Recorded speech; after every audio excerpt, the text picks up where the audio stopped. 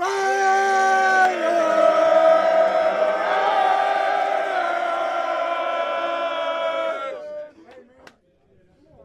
about that? How about that? How about that? Everything we talk about, ill intent, violence, physicality, execution, the will to win.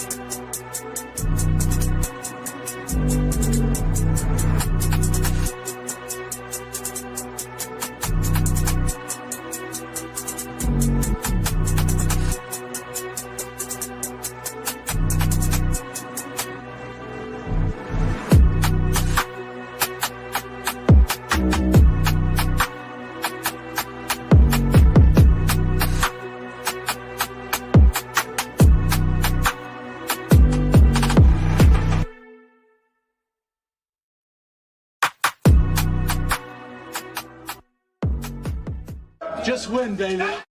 You are now about to witness the strength of street knowledge. Hey, how's it going? Ralf in the building, and welcome everybody to another episode of Straight Outta Nation. 100% Raiders, no Chargers, no Chiefs, no Broncos, just Raiders, baby. And of course, because after doing this special episodes with some of the greatest content creators, first we have Merv. Also, we just got Raider Most Hated. But right now, on this third episode, the number 3, because right now we're talking about for different topics for the Raiders culture. Not only about for the impact, but also the defense going out for the training camp. And there's a lot of rumors about, say, for Davante Adams and John Mayer is not going to the top 10. But right now, we have a special guest right now. So you might know is one of the greatest one, because he has unfiltered, uncensored. He's been raw, and of course, he's been a die-hard fan for the Raiders during all those years. So, ladies and gentlemen, I guarantee this is one hell of a ride. So please welcome Raiders Rebels. So how's it going? Welcome to the Straight Outta Nation. So how you feel about it? Hey, thanks for having me on again, my brother. I appreciate you. Congratulations on the 1,000 subscribers, man. Been a long time coming. I knew you'd get there, man. I told you hang in there, so congratulations on that. And you know, always just go Raiders, go Raiders, go Raiders. So, yeah, exactly. We'll be talking about defense, Davante Adams, trade rumors. I mean, yep, exactly. It's crazy. But for right now, because our first topic, I mean, this is getting out of control right now. Because right now, let's see for the list right now. So here's one of those lists that it doesn't make happy at all. Because right now, there are some journalists who publish it about for the top NFL head coaches of all time. First one is Bill Belichick, 2 Vince Lombardi, 3 Bill Walsh, 4 Don Shula, 5 Joe Hollis, Chuck Noll, number 7 Tom Landry, number 8 Joe Gibbs, number 9 Paul Brown, number 10 Andy Reid. And there is no John Maiden. I mean, what the fuck? There's no John Maiden made it to the top 10. I mean, this is kind of like a bullshit right now, because we all know that John Maiden paid the way for all of the coaches, because he had great soul, great heart, and he's very, very incredible because he has a great knowledge of football, and of course, he always represents for the silver and black nation. But I was scared about it because I know that changed the color to everyone because everyone is see that it's not gonna be like at the top 10 right now. I mean, doesn't come out like a rig shit right now. But my honestly right now is one of the most important persons in the football history because he taught the entire country how to watch football, not just only hardcore fans, because he could explain about the complexity of the game so simply even new viewers could really understand and follow along. But I'm very sure he's still the most important person at the football. But I just wanted to tell her about it. Not included for the top 10. I mean, this is not this is not fair right now. Because John Madden is became like a legendary for the Raiders community. I mean, he was like the greatest one. The greatest one. I will tell it for this one. I mean, there's a kind of like a bullshit right now, but I just feel it because there's like a very quote from Oakland Raiders, John Madden. These are three greatest athletes in the world. They're just like artists. If you want to take the creativity away, make it a robotic, and they're gonna play robots. But if you give them some ability, some freedom, and they can play whatever you are, because I just see it about them. And John Madden, it became like the greatest terror blazer. Because I don't know, forget about for Bill Belichick, but John Madden not make it to the top 10. That's a real bullshit. But I guarantee no one see that coming. No one understand about for the power, the essence, and of course the importance of being a coach, just like John Madden. 100% facts. Um, all I gotta say on that, I hate just commenting on the disrespect that the Raiders get.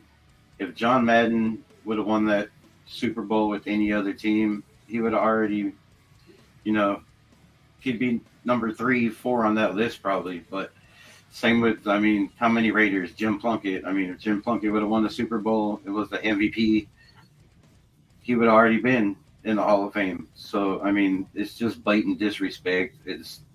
We're the most hated. We've always been the most hated.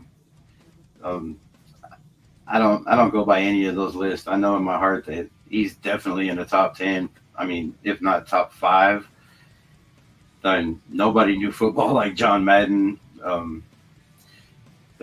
I just keep thinking about all the catchphrases that people still say today that John Madden started, 20 years ago when he started broadcasting. I mean, the guy knows football.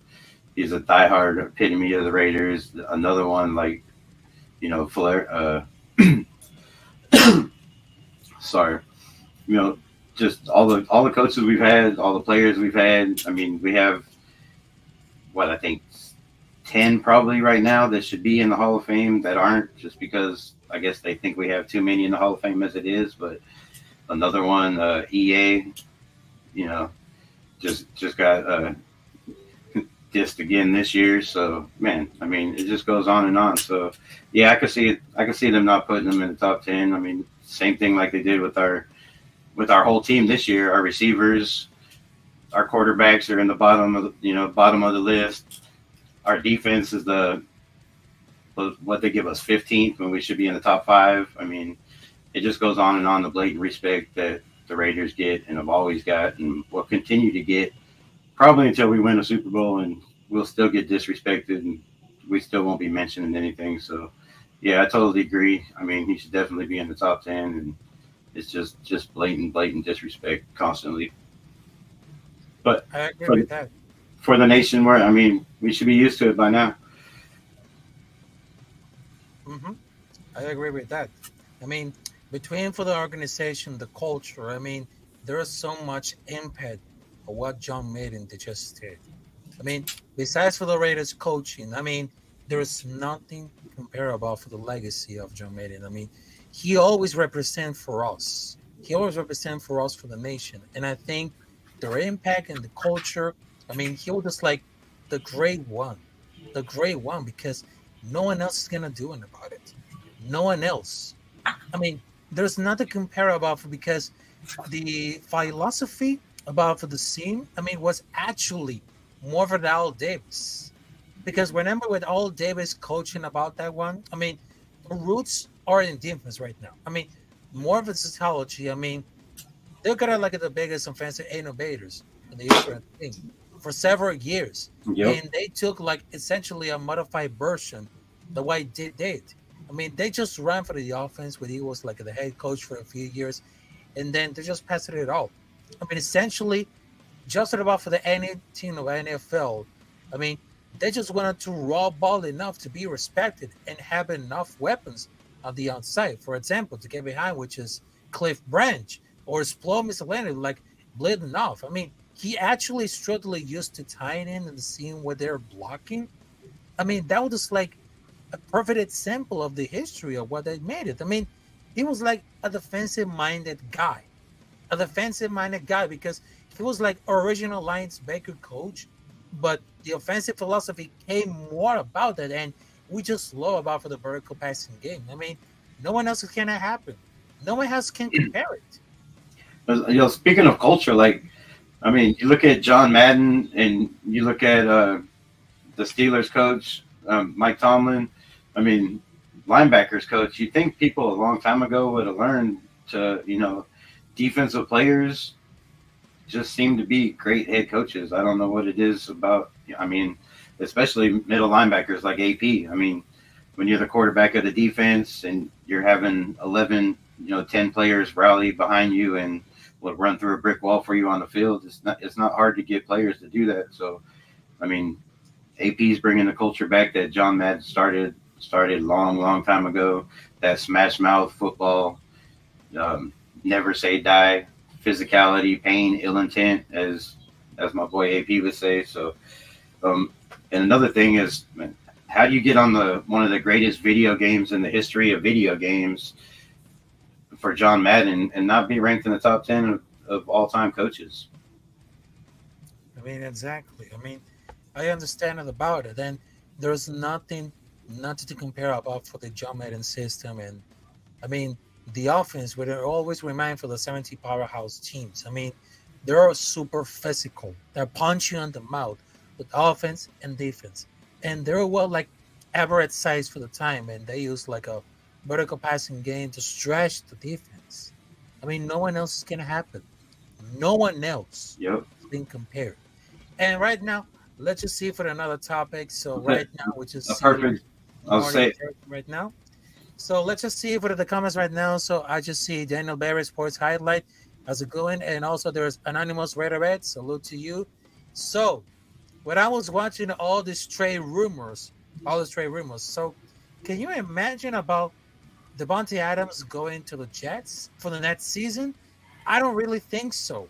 Because after all of these fans that just watch receiver on Netflix, now people they think that it's gonna be like a rumor, but I don't think that Devontae Adams could be traded for the Jets.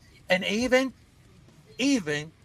Aaron Rodgers say, I can't wait to play along with Devontae Adams at some point. But I don't think that the people just say it's gonna be like the last season. But I just really thought that when Devontae Adams grew up as a Raider, I mean, it was just like great things to happen. I mean, he just loved to enjoy the game. I mean, it's very competitive, stronger. I mean, they always loved Devontae because he has the force of nature. Because they always love about it. Because they're always guiding the philosophy for a young receiver with a lot of drops. I mean, they always put it like the great numbers, but in his current decision, they had to be going out for the NFL. I mean, they have to approach it a lot for the veterans who have luck at starting jobs and drafted 35 players. There's like a competition about for the offensive line, wide receiver, running back, but also there's not gonna be like a joke rate. I mean, every has to remember of this tenor what's going on for that one.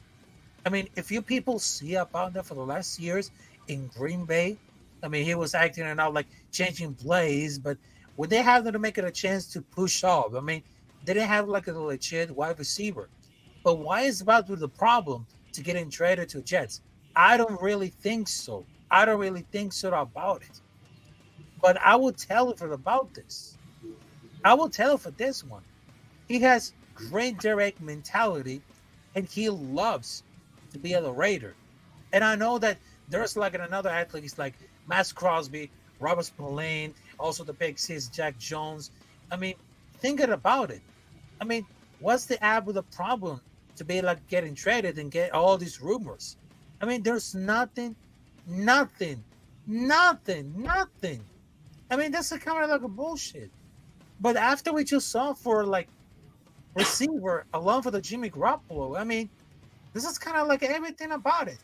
But I would not want to see about for Devontae Adams getting traded for the Jets. I mean, that's really insane. But I would love to stay Devontae Adams for at least like 2 seasons more and become like a possible Super Bowl champion because that's his goal. Yeah. Well, I mean, there's a couple takes on Devontae Adams. I mean, he's due 25 million. Yeah. I think he's averaging 28 million a season. You have Justin Jefferson that's making 35 million a season now. You have AJ Brown at 30 something, 31, 32 million.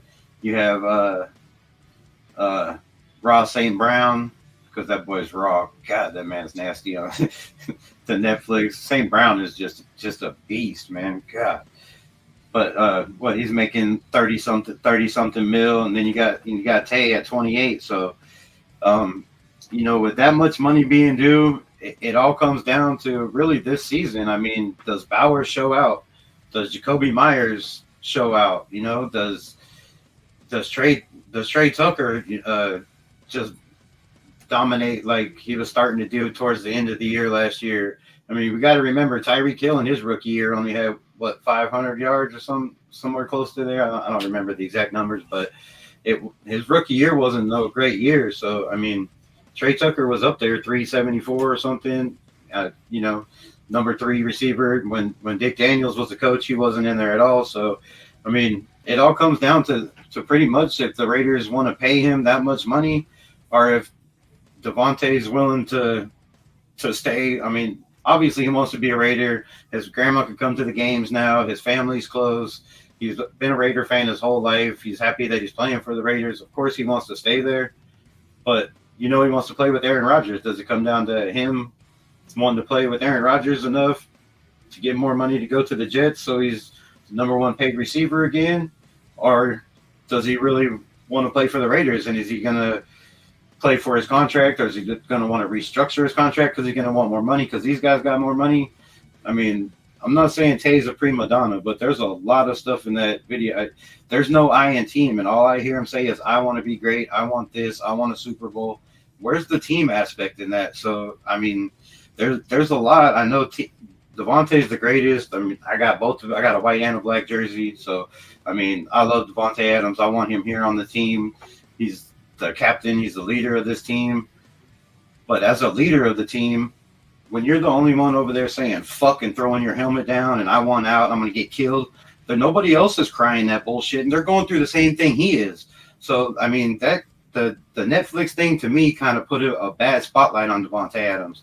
And the whole Aaron Rodgers at the end saying, we'll play again, and he's like, yeah, we'll talk next year or whatever. Like, I don't know if he's saying, I'll play you next year, see you next year, or are we going after Aaron Rodgers? That a lot of Netflix, built it up and left a lot of speculation and just added fuel to the fire of DA constantly being traded. I mean, at the beginning of the year, he didn't want to be here. He said on the thing, like, I got to get out of here before I get killed. I'm going to lose my life. His grandma even said that. And then when AP took over, of course, this culture thing we were just talking about, I mean, it's a whole new culture change. And now he wants to be here. Now he wants to be a Raider. But now it comes down to the contract. I mean, that's a lot of money. He was one of, if not the highest paid receiver until I think this year. And now he's 4th on the list. So, I mean, like, is he going to want more money? Is he going to restructure for the team and take one for the team and, take less money? Or I don't know. I mean, I don't know how that's going to work. I definitely want him here. I know the Raiders want him here, but the Jets want him, and Aaron Rodgers wants to play with him again too. So they're like brothers. How's that work into the picture? How bad does he really want to play with Aaron Rodgers, and how much faith does he really have in Aiden O'Connell and Garner Minshew? I mean, I've never heard him mention anything about Garner one time in any of his interviews. It's always Aiden. That leads me to believe he does have some faith in Aiden, or he would have been out last year and said, look, man, if y'all are going with Aiden O'Connell, I'm out of here. So all the people that hate on Aiden O'Connell and say he's not it and he's not going to be the guy they brought in Garner to be the starter, Davante Adams, if he really didn't have faith, I'm sure they told him, hey, look, this is our guy if we can't go get a quarterback. And he was willing to stay with the Raiders. So he has faith in this team. I mean, just look at the roster. Why would you want to leave? Why would you want to be traded? You have the best offense on paper in the NFL. You have the best defense, or probably maybe the second best on paper, but maybe third. But I don't know. It's a toss-up. But in my eyes, being a Raider fan and watching these guys every day and watching tape on them constantly, to me, I mean, that's the best defense in the NFL. Like, if you've got the best defense in the NFL, you don't need the greatest quarterback. You don't need a mobile quarterback. You just need a guy to not turn over the ball, make some big plays, and get the ball to Davante Adams, as long as they don't force it, which last year they forced the ball to him, in my opinion, way too much, and it cost us a lot of big plays. But there was a lot of misses. There was a lot of drops. There was a lot of hospital balls from all three quarterbacks. But it got better when AOC was in there. So, I mean, Davante Adams has faith in this team, or he would have left and, he would have been like, I'm out. Just trade me, get me out of here. And I made a video about it, and everybody said I was crazy. They're not trading Davante Adams. But that was the only way we were moving up to number 2, 3, or 1 to get a quarterback, was to trade Davante Adams or Colton Miller. I mean, it's just facts. Those are the biggest play. Max ain't going nowhere, and those are the other two biggest guys. So if they really wanted a quarterback that bad and Davante wanted out, they would have traded him and went and got their quarterback. But obviously they believe in DA, they believe in Aiden O'Connell, and obviously Davante Adams believes in Aiden O'Connell. So I don't think he's going nowhere. I don't see him getting traded. I mean, but Marcus Allen didn't see him getting let go, and Charles Woodson didn't see the Raiders saying go ahead and go to free agency either. So, I mean, it all comes down to money. It's a business. I mean, I don't know. Yep. I mean, you just got like a great point. And I understand a lot about that.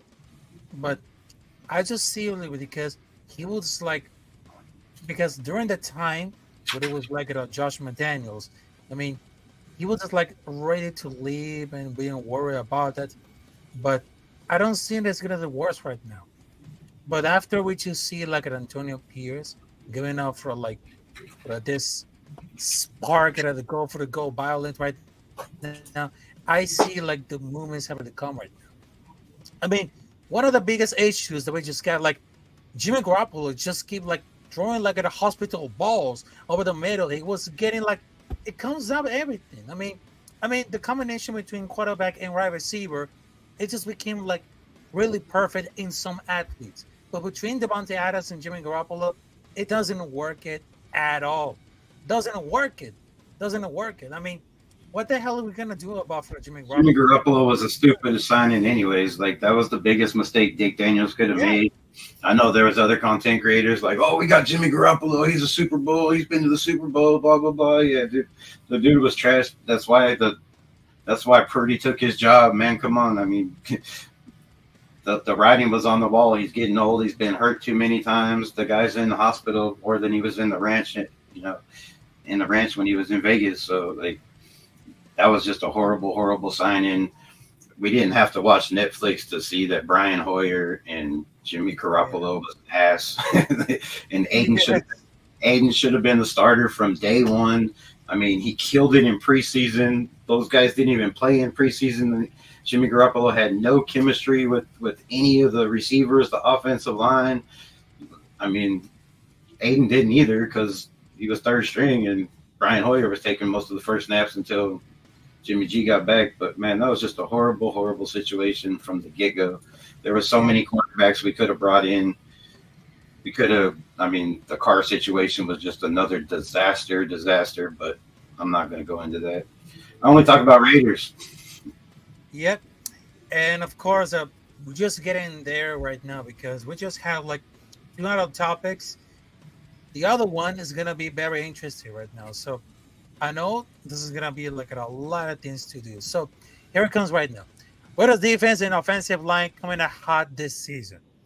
After we just draft a lot of great things like Jackson Powers Johnson, Brock Bowers, and there's like the free agency right now. But I mean, thinking about for like the Raiders is gonna be like blow up for the defense right now.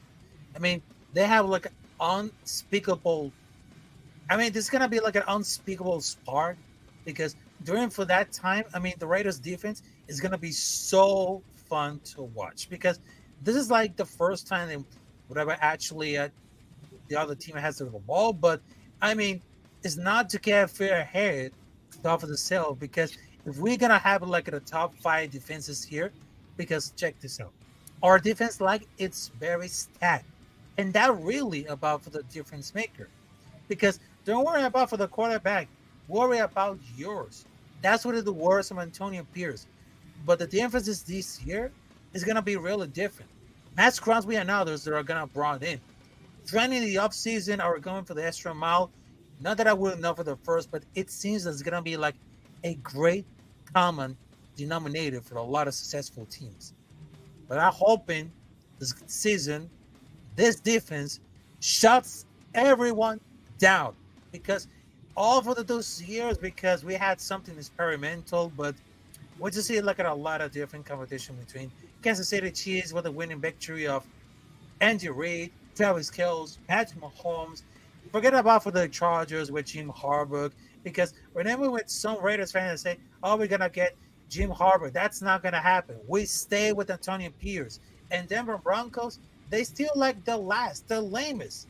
But don't sleep on the Raiders defense because our defense will keep us in many games because that's what we need for the offense to score over 20 points per game.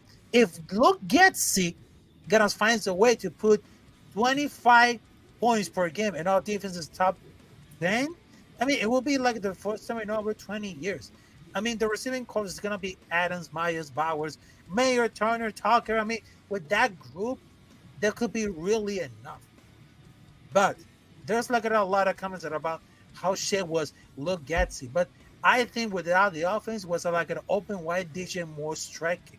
Before last season, I feel like this happened since like the early 2000s. Even 2016, defense was average at the best. They had Khalil Mack. Khalil Mack. But the rest in history has taught for us that last year was a fluke. And the Contreras defense will return at full force. So what are you thinking about for the defense going out to head about for the season? Because there's nothing comparable about that. There's nothing can stop. I mean, there's like a huge competition for the other teams. But our defense right now is gonna be fully stacked and full force, getting locked down. Oh yeah, this defense is definitely top five, if not better. Like they definitely have the potential to be the best defense in the NFL with the way they were creating turnovers last year, adding Christian Wilkins. I mean, we have a corner number two is a big question, but I don't really think it's that big of a question. I mean, if you look at the guys they drafted, DeMarcus Richardson, DJ Devonshire, you got Jaquan Shepard, off UDFA. These guys were absolute beasts in college. They're all great tacklers. They all hit hard. You got guys like Woo Governor, 2 touchdowns, 2 interceptions for touchdowns in one game at Northern Iowa. These guys are ball hawks and they're ballers. And if Brandon Faison, can't stay healthy or can't step up his game because, it's hard to stay at that top level when you're constantly hurt, so I'm just waiting to see what happens when the pad comes on and who solidifies and really shows that they're taking that corner number 2 spot, because that to me is the biggest question. And then, I mean, we're stacked pretty much from top to bottom. I mean, linebackers, there's also questions like Graf was talking about on his show today, Luke Masterson, Divine Diablo, who's going to come out there? Divine Diablo, wasted talent. Shout out to them. They was arguing back and forth all day. Wasted said he's not going nowhere. Graf and Sanji were like, he might not make the team. And I was kind of, I've been saying that over and over again. Divine Diablo, like, he's not very good at stopping the run. He's horrible at the run. Like, if you go back and watch tape, that guy got smoked so many times, just blindsided by tight ends, and I mean, just wasted. That dude is 6'4", runs a 4.4 40. There is no way he should not be able to stop the run. I just don't understand it. So, in my opinion, we brought in Eichenberg. Like, you got Bernie, Amari Bernie still on the roster. So it's a battle. It's a battle in camp. It's going to be a battle for our offense. And I really, hope kind of that the offense does show, I mean, that they're not struggling. But how are you not going to struggle against a top 5 defense in the NFL that's been in the system for a couple of years? They lost, 1 or 2 starters. So, I mean, they know the system. These guys are dialed in. They're just waiting to be unleashed. No pun intended. Damn,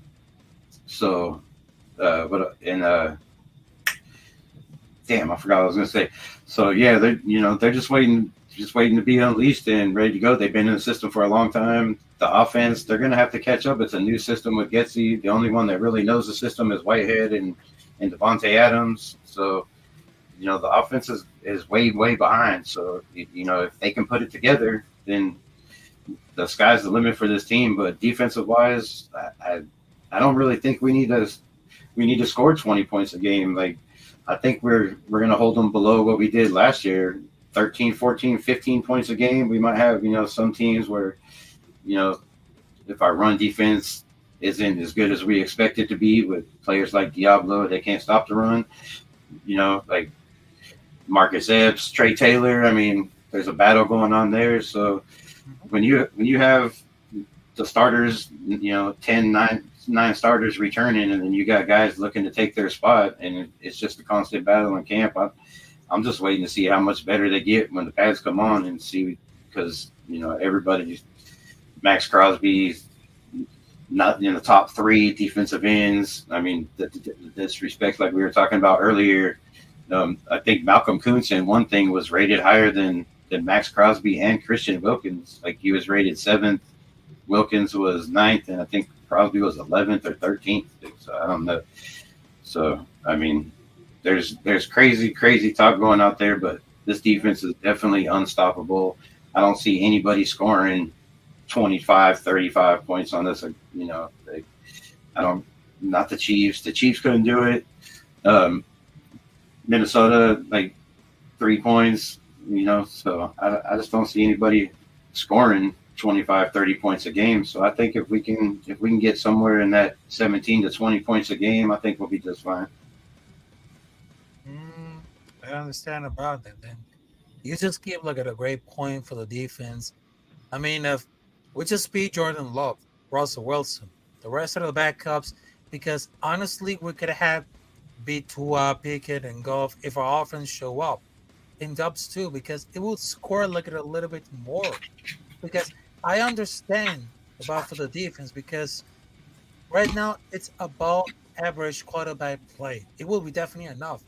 But I just get either of the quarterbacks can play at that level. I mean, it will just lead like the 15 best out of the quarterback right now. It could be like better than that.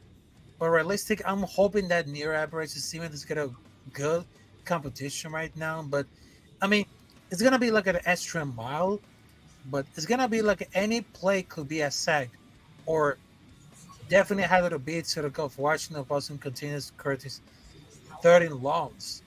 But that was like the unreal, because that definitely could have pitched like 4 shouts out. Is that possible? No ways.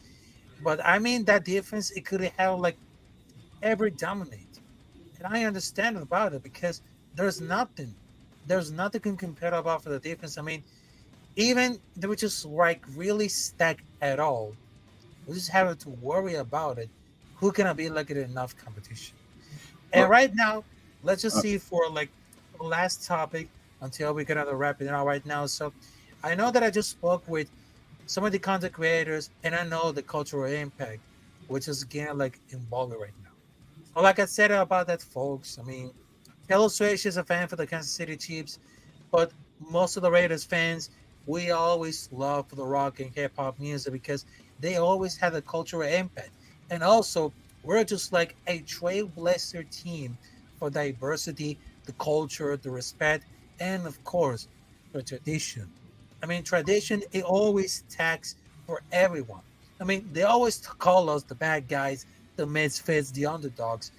That's okay because right now we're just involved like this one because after we just see Antonio Pierce, our culture is getting really stacked because Yep. they're gonna bring like the old school Raiders football, getting violent with ill intent, physicality, and of course getting ready for the battle. So I understand that the culture impact has gone for years and doing for like the legacy of Al Davis, Jim Otto, also there's Jim Plunkett, Charles Woodson. I mean, those athletes became trailblazers. And for the history of the organization, that history, it never stopped. It never can be stopped writing because if you can erase all the history of the Raiders, you're just like it being like a douchebag because the history of the Raiders, it became part of the society, part of the history of the football because right now, Las Vegas Raiders, Oakland Raiders, Los Angeles Raiders, it became like the most important team. And we just have the most incredible fans all over the world because no matter if you live in the United States, Canada, United Kingdom, Raider Nation is everywhere, worldwide. 100%. Everywhere you go, like there's, you know, as a tile guy in the union. I've been all over pretty much. I've been like 19 or 20 something states working. So everywhere I go, I've seen Raider stuff. And right now I live in Northwest Arkansas, which is, right below Missouri. So there's Kansas City fans everywhere, but I see way more Raiders stickers and license plates. I guess a lot of people come from Cali and move to Arkansas. It's a lot cheaper than living there. Nice country, beautiful. So, I mean, Raiders are worldwide. It's all over. Anywhere you go, you're going to see Raiders fans. Even if they're not Raiders fans, a lot of them still know, great players like Howie Long, Charles Woodson, Rich Gannon, the list goes on and on. Marcus Allen, like I said, we just have so many Hall of Famers. It's hard for people not to know who the Raiders are.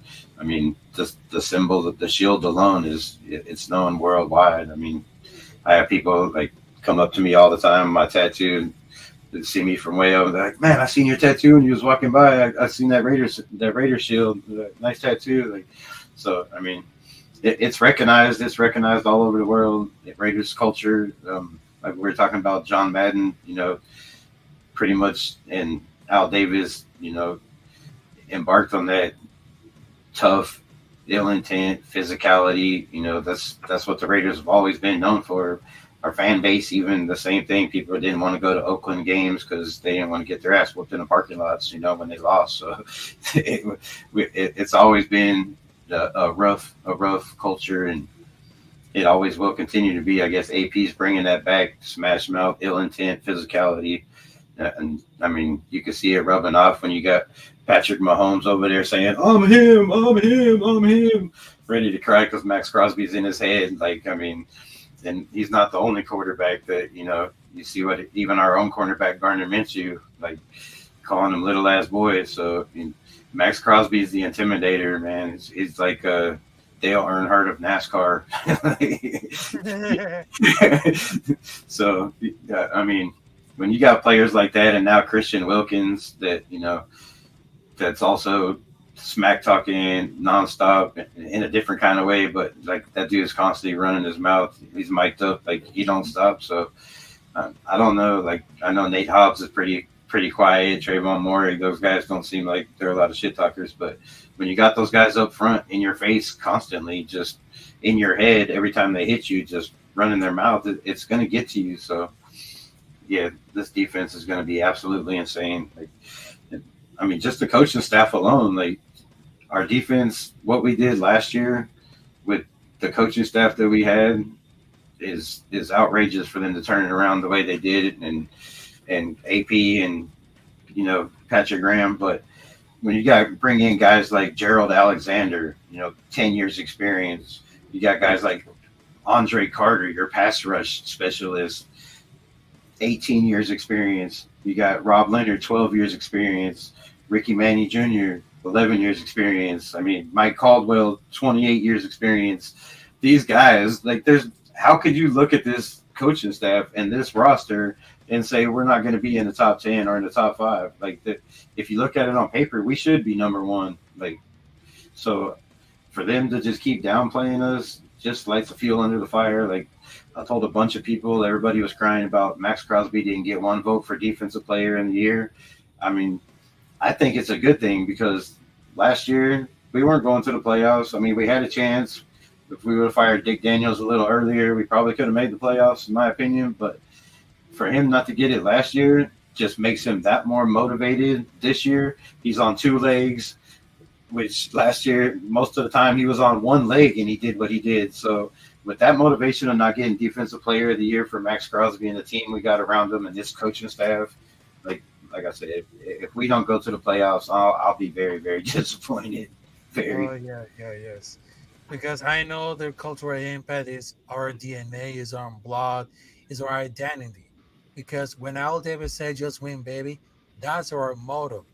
Also, there's Animals Rated. They say, such a great show so far, guys. I'm here listening. I'm just driving, so I can't really comment too much. But I just want to, I'm here showing support. Thank you very much, and Animals Rated. So I just wanted to say about it. Thank you guys for joining us at this episode of Straight Outta Nation, 100% Raiders. Nothing to Chiefs, nothing to Broncos, nothing to Chargers. Just 100% extreme attitude with a lot of flavor of Raiders. Talking about from stats, news, history, everything. Because this right now is unfilterable. Has no filter, has no BS, has no clickbait, just uncensored and unfiltered. So thank you very guys right now. So Raider Rebel, before we wrap to the South show right now, so where can we find you on the social media? Then people can see your content. Raiders Rebel Unleashed, Raiders Rebel on Instagram, Raiders Rebel on Facebook, Raiders Rebel on Snapchat, Raiders Rebel on Twitter, Raiders Rebel, pretty much. I think it's Raiders Rebel _ on Twitter, but everything else, Raiders Rebel. Mm-hmm. Yeah, thank you very much. And of course, I just wanted to tell you that thank you very much for the 1,000 subscribers. I appreciate it a lot because there's more content coming up there, including our podcast, Straight Outta Nation. So thank you very much. Have a great one. Happy Monday to everybody. Happy weekend. And just in the words of Al Davis say, just win, baby. Just Have win. a great one. And of course, Raider Nation for life, motherfuckers. Salute to you.